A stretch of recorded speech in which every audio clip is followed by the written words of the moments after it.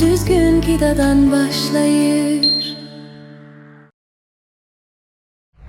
B12 çatışmazlığını müalicə etmək üçün əzələ daxili iynələr, ağızdan qəbul edilən həb formaları və ya div-altı pastillər hamısı kifayət qədər yüksək dozada istifadə olunduqda qanda B12 səviyyəsini bənzər şəkildə artıra bilir.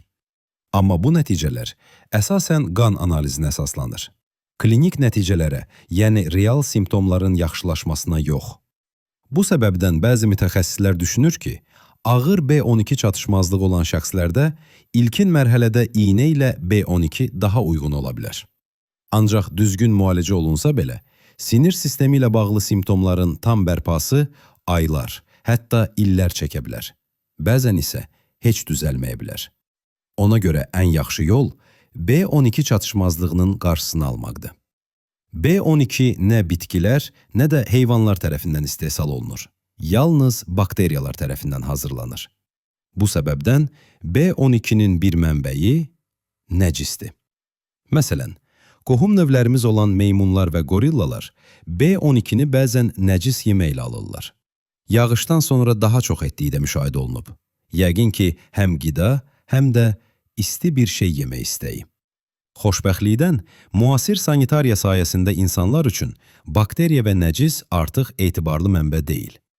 İnsan bağırsağında böyük miqdarda B12 istehsal edən bakteriyalar var. Amma onların əksəriyyəti qalın bağırsaqda yerləşir və uzun müddət düşünülürdü ki, bu B12 udula bilməz.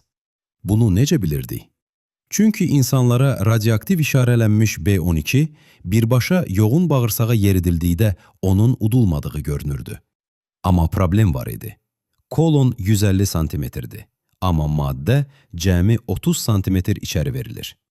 Bəs yuxarıya yeritsək? İlk dəfə olaraq B12 kolonoskopiya vasitəsilə yoğun bağırsağın başlanğıcına verildi və, bəli, müəyyən qədər B12 uduldu. Bu B12-nin bir hissəsi yenə də nazik bağırsağa qaça bilərdi. Amma nəticə göstərir ki, öz bağırsaq mikroblarımızın istehsal etdiyi B12-nin az bir hissəsini udma ehtimalımız var. Bu, Hindistanda maraqlı vəziyyəti izah edə bilər. 100 milyonlarla vegetarian var. Bəs niyə hamısında B12 çatışmazlığı olmur? Əslində B12 çatışmazlığı Hindistanda 50-77% göstəricilərlə çox yayğındır. Yəni problem çox böyükdür. Deməli, mikrobiyomdan udulan o cüzi miqdar sadəcə %100 olmamasını izah edir. Ancaq buna güvənmək olmaz. Bitki əsaslı qidalananlar üçün ən təhlükəsiz yol B12 əlavəsi qəbul etməkdir. Bəzən bəzi marka qidalarda, məsələn bitki südlərində, qida mayasında B12 olur. Amma gündə bir neçə dəfə yemək tələb edir və çox vaxt kifayət etmir. Bəs klorella və spirulina, onlar da B12 olduğunu iddia edir. Amma buradakı B12-nin 90%-i saxta B12-dir, yəni psixedo B12. Orqanizm tərəfindən istifadə edilmir. Bu qədər saxta etiketləmə tamamilə qəbul edilməzdi. Bəs su mərcanı? Bəzən B12 olur, amma səbəb odur ki, üzərində bakteriya qalır. Bitkini sterilizasiya etdikdə B12 yox olur. Dəniz yosunu da eyni. Bəzən real B12 var, bəzən saxtası, bəzən heç nə.